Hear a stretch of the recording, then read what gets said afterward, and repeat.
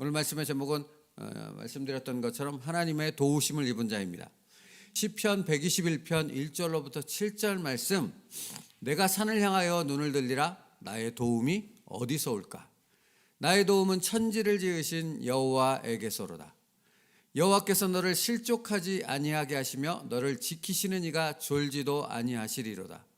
이스라엘을 지키시는 이는 졸지도 아니하시고 주무시지도 아니하시리로다. 여호와는 너를 지키시는 이시라. 여호와께서 내 오른쪽에서 내 그늘이 되시나니 낮의 해가 너를 상하게 하지 아니하며 밤의 달도 너를 해치지 아니하리로다. 여호와께서 너를 지켜 모든 환난을 면하게 하시며 또 내 영혼을 지키시리로다.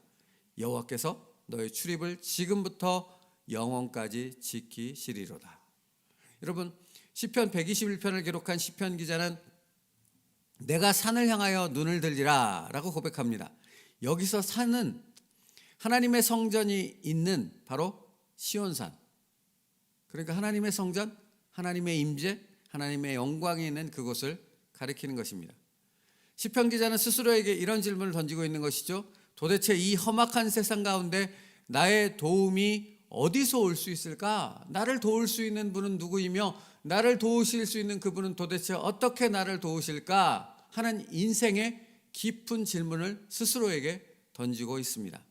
그리고 자신의 인생의 삶의 모든 시간들을 통해 그는 이 질문에 대한 답을 찾았다라고 고백하는 것입니다. 나의 도움은 천지를 지으신 여호와에게서로다. 오직 거기서만 온다. 내가 인생을 살아보니, 내가 수십 년의 인생을 지나온 인생을 돌이켜보니 나의 하나님이신 여호와 그분만이 나를 도우시는 분이시라. 그리고 그 여호와 하나님으로 인하여 내가 지금 여기까지 올 수 있었노라 라고 고백하고 있는 것입니다. 여러분, 도대체 이 험악한 세상 가운데 나의 도움이 어디서 올 수 있을까라는 질문에 대한 답을 여호와 하나님으로부터 옵니다 라고 고백할 수 있는 답을 인생 가운데 찾을 수 있는 사람들은 누구입니까? 하나님의 백성입니다. 믿음의 사람들입니다. 그런 도움을 받은 사람이 누구인가? 에스라서는 이렇게 답하고 있습니다. 오늘 본문에서 나다 라고 답하는 것입니다. 그런 하나님의 도우심을 경험한 사람은 다른 사람이 아니야. 바로 나야. 에스라, 나 자신이야. 오늘 본문 6절이죠. 모세의 율법에 익숙한 학자로서 그의 하나님 여호와의 도우심을 입음으로 왕에게 구하는 것은 다 받는 자이더니. 에스라는 이렇게 얘기합니다. 자신의 뛰어난 능력, 총명함, 자신의 어떤 일을 처리하는 그런 확실한 그런 부분들 때문에 자기가 왕에게 구하는 모든 것을 다 받는 사람이 아니라라고 얘기합니다. 자기가 페르시아 제국의 왕으로부터 구하는 모든 것을 다 받을 수 있는 은혜와 특권을 누릴 수 있는 것은 여호와 하나님께서 그를 도우셨기 때문이다 라고 고백하는 것입니다. 내가 이렇게 모든 것을 누리고 이 모든 것 가운데 이 은혜와 축복을 누릴 수 있는 모든 이유는 여호와 하나님이 나를 도우시기 때문이다. 그래서 9절로 이어집니다. 하나님의 선한 손에 도우심을 입어 다섯째 달 초하루에 예루살렘에 이르느니라. 여러분, 그는 그의 삶 가운데 모든 일들을 하나님의 도우심 속에 이루어졌다라고 고백하고 있습니다. 그러므로 하나님의 도우심의 그 능력을 누릴 수 있는 사람, 그 주인공이 바로 자기 자신이라고 고백하고 있고, 그 도우심을 입을 수 있었던 것은 자기가 하나님의 택함을 받은 백성이었기 때문에 그런 하나님의 놀라운 도우심의 은혜 가운데 살아갈 수 있다라고 고백하는 거죠. 그래서 사실은 그런 도우심을 받는 사람은 에스라 자신뿐만 아니라 다른 수없이 많은 사람들이 또 있다라고 에스라서에서 말하고 있는 것입니다. 우리가 살펴봤던 말씀들이죠. 기억하십니까? 들어보십시오. 유다 사람의 장로들이 선지자 학개와 id도의 손자 스가랴의 권면을 따랐으므로 성전 건축하는 일이 형통한지라. 여러분, 우리가 방금 전에 찬양했던 가사처럼 주님의 백성, 주님을 따르는 자는 하나님 안에서 만사 형통하는 은혜를 얻게 되어지지요. 그 형통이라는 단어가 오늘 에스라서에서 기록되고 있는 것을 발견하게 되어지죠. 또 이렇게 기록했습니다. 하나님의 성전을 다시 건축하기 시작하며 하나님의 선지자들이 함께 있어 그들을 돕더니 라고 말씀하고 있습니다. 하나님의 도우심을 의미하고 있는 것이죠. 또 하나님이 유다 장로들을 돌보셨으므로 그들이 능히 공사를 막지 못하고 라고 말씀하고 있습니다. 여러분, 하나님께서는 에스라만 도우셨던 것이 아니라 포로에서 돌아와 성전 재건 공사와 성벽 재건 공사를 위해 온 힘을 다해 순종했던 남유다 백성들을 도우셨다고 에스라서는 기록하고 있습니다. 한 번이 아닙니다. 계속해서 수십 년에 걸쳐 그들이 성전과 성벽을 재건하는 그 모든 기간에 하나님께서는 그 백성들을 신실하게 도우셨던 것입니다. 마치 시편 121편의 시편 기자가 고백했던 것처럼 하나님께서는 당신의 백성을 놀랍고도 세밀한 손길을 통해 도우셨다라고 에스라서는 계속해서 기록하고 있는 것입니다. 사랑하는 성도 여러분, 하나님의 도우심은 하나님의 백성을 향해 열려져 있는 것을 믿습니다. 그래서 시편 121편은 이렇게 기록하고 있다고요. 여호와께서 너를 실족하지 아니하게 하시며 너를 지키시는 이가 졸지도 아니하시리로다. 하나님은 주무시지 않는답니다. 이 말은 하나님께서 모르시는 것이 없고 하나님께서 당신의 능력으로 행하지 못할 것이 없고 하나님께서 하나님의 백성을 향한 사랑을 펼치지 않으실 때가 없다라고 말씀하고 있는 것입니다. 그 하나님이 눈동자처럼 오늘도 우리를 지키시는 줄로 믿습니다. 그 믿음이 오늘 우리가 하나님의 말씀을 따라 순종하며 하나님을 바라보며 우리가 가야 할 길을 멈추지 않고 걸어가게 하는 능력이 되어질 줄로 믿습니다. 그러므로 여러분, 우리는 세 가지 사실을 기억해야 합니다. 첫째, 여호와 하나님께서는 택하신 사랑하는 당신의 백성을 반드시 도우신다는 사실입니다. 택하신 백성이기 때문에 돕는 것입니다. 우리가 뭘 잘해서 도운 것이 아니고 우리가 뭘 가능성이 있어서 도우시는 것이 아니라 하나님의 사랑 안에서 창세전에 우리를 택하셨기에 하나님은 그 언약을 따라 신실하게 당신의 백성을 도우십니다. 우리를 도우시는 그 하나님 오늘도 의지하며 나아갈 수 있는 저희들 될 수 있기를 바랍니다. 화요일날 살펴봤던 말씀이죠. 이사야 41장 10절이요. 두려워 말라 내가 너와 함께함이라. 놀라지 말라 나는 내 하나님이 됨이라. 내가 너를 굳세게 하리라. 참으로 너를 도와주리라. 참으로 나의 의로운 오른손으로 너를 붙들리라 하십니다. 하나님의 백성은 두려워하지 않는 삶을 살 수 있습니다. 왜입니까? 하나님께서 당신의 백성을 눈동자처럼 지키시기에 함께 하심을 통해 그들이 두려움 가운데서 나올 수 있는 그 길을 열어주시기 때문입니다. 다시 한번 말씀드립니다만 두려울 일이 없어서 두려워하지 말라라고 말씀하는 것이 아니라 이 세상은 두려워할 일로 가득하고 이 세상을 믿음으로 살아가는 하나님의 백성에게는 그 두렵게 하는 일들이 늘 있다라고 말씀하고 있는 것입니다. 그러나 그런 두려워하는 일들로 가득 찬 이 세상을 살아가지만 우리가 두려워하지 않을 수 있는 이유는 나를 붙드시는 하나님이 나와 함께 하시기 때문입니다. 그의 의로운 오른손이 오늘도 나를 굳세게 하고 나를 붙잡아 주시기에 우리는 그 두려워할 일들을 싸워 이겨나갈 수 있는 하나님의 능력으로 충만한 하나님의 백성의 삶을 살아갈 수 있다는 것입니다. 저와 여러분이 그런 사람입니다. 오늘 하루를 그런 삶으로 만들어갈 수 있는 우리들 될 수 있기를 간절히 바랍니다. 두 번째로 기억해야 할 것이 무엇입니까? 여호와 하나님을 찾고 또 찾는 사람들을 하나님은 반드시 도우십니다. 기억하십니까? 사슴이 시냇물을 찾기에 갈급함 같이 내 영혼이 주를 찾기에 갈급하니이다. 내 영혼이 하나님 곧 살아계시는 하나님을 갈망하나니 내가 어느 때에 나가서 하나님의 얼굴을 배울까 하는 기도와 하는 심령으로 자신의 삶 속에서 하나님을 계속해서 찾고 찾는 사람, 하나님은 반드시 그를 도우십니다. 내가 산을 향하여 눈을 들리라. 나의 도움이 어디서 올까? 나의 도움은 천지를 지으신 여호와에게서로다 라고 고백할 수 있는 사람은 그의 영혼의 시선이 시온산을 향하여 하나님을 늘 갈망하며 하나님을 찾고 찾는 사람임을 증거해주고 있는 것입니다.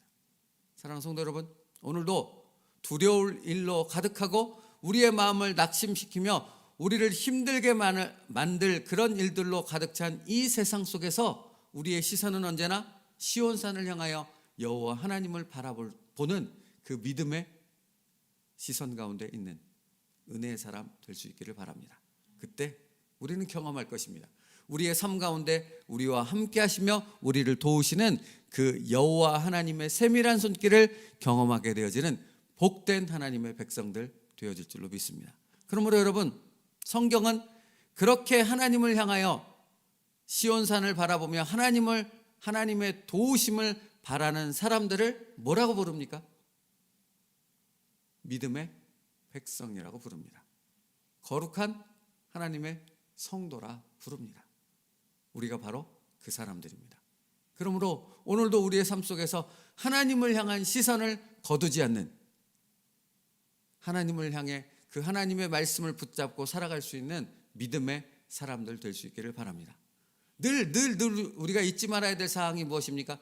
그러니까 사단 마귀는 끊임없이 우리의 삶을 뒤흔들며 우리에게 도전하는 것이 무엇입니까? 우리의 시선을 시온산에서 걷어서 세상을 향해 바라보는 것, 문제에만 집착하게 하는 것, 우리의 삶의 어려움에만 집착함으로 하나님을 바라보지 못하게 만드는 것이 사단 마귀의 목적이라 하는 것을 잊지 마시고, 우리의 시선이 하나님의 말씀, 하나님을 향하여 바라보는 것에서 걷어지는 일들이, 그런 유혹들이 발생할 때마다 우리는 말씀을 기억하며 우리의 시선을 하나님께 고정할 수 있는, 믿음의 길을 걸어갈 수 있는 저희들 될 수 있기를 간절히 바랍니다.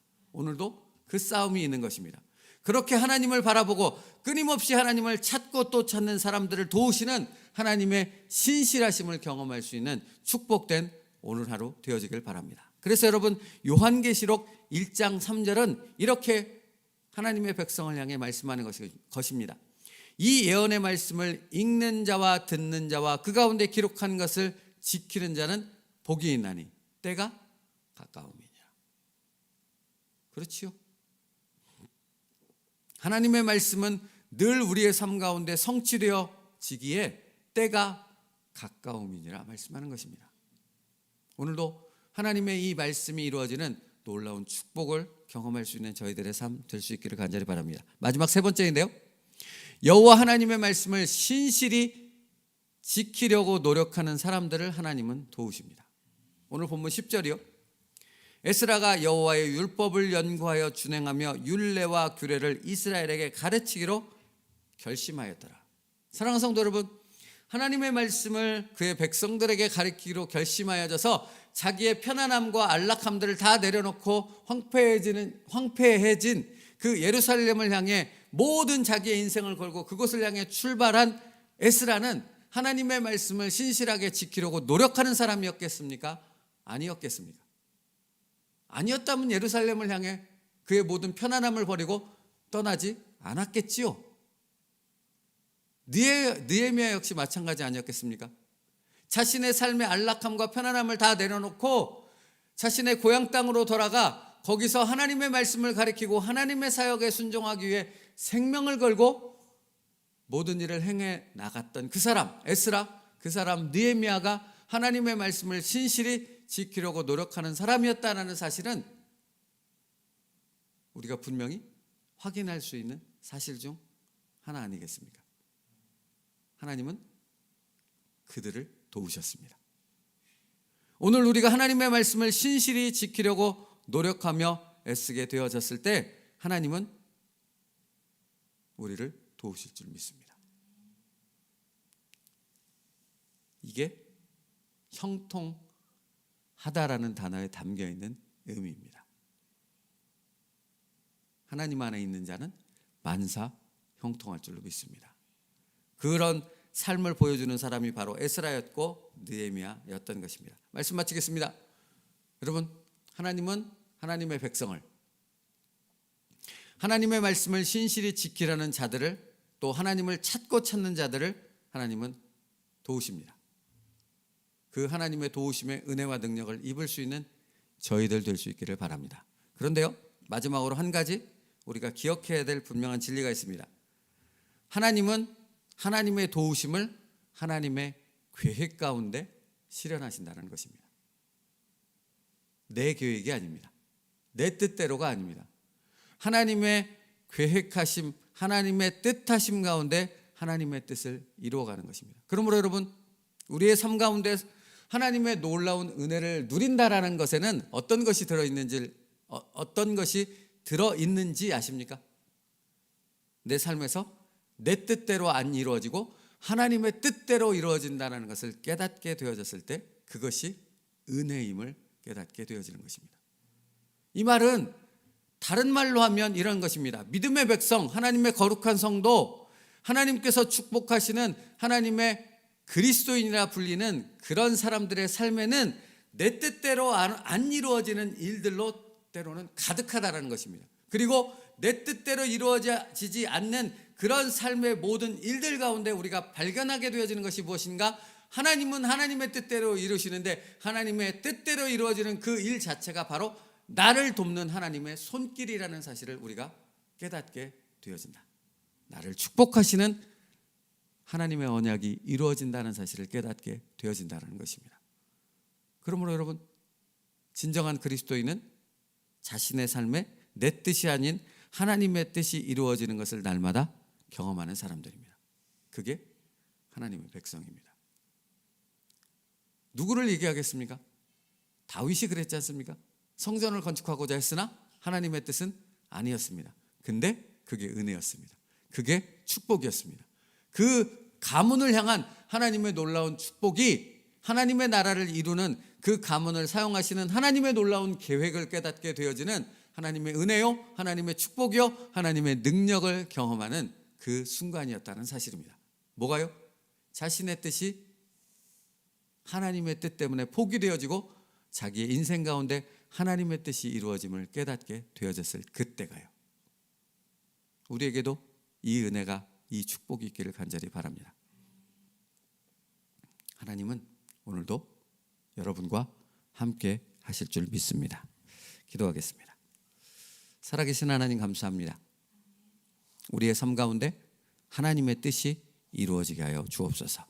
우리는 온전히 하나님을 찾고 또 찾게 하시고 신실하게 하나님의 말씀을 지켜나가는 순종하는 백성들 되게 하여 주셔서 나를 도우시며 나의 인생을 책임지시는 그 하나님의 놀랍고도 세밀한 손길을 오늘도 경험하게 하여 주옵소서. 예수님의 이름으로 기도 올리옵나이다. 아멘.